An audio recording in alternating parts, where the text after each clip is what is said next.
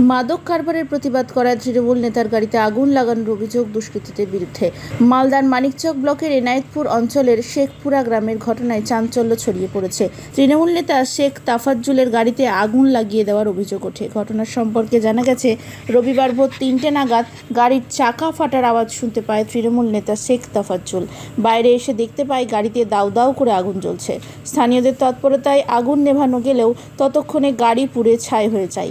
বাড়ির পাশে গাড়ি রাখার বাড়ির একটি জানলাও পুড়েছে, তবে অল্পের জন্য বেঁচেছেন বাড়ির লোকজন। ঘটনাস্থলে ছুটে আসে মানিকচক থানার পুলিশ। তবে কে বা কারা আগুন লাগিয়েছে এবং কেন লাগিয়েছে তা এখনও স্পষ্ট নয়। পুরো ঘটনার তদন্ত শুরু করেছে মানিকচক থানার পুলিশ।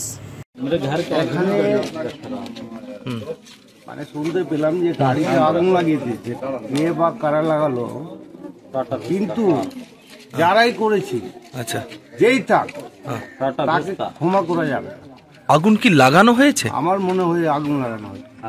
মানে এই তো টাটা ভেস্টা গাড়ি, এ তো সিটটা খুব ভালো হয়, কাজ ভেঙেও সাইড থেকে লাগিয়েছে।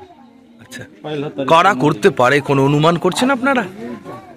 এখন অনুমান করতে পারছি না, কিন্তু সেটা ভেরিফাই হবে, তদন্ত আমরা করব।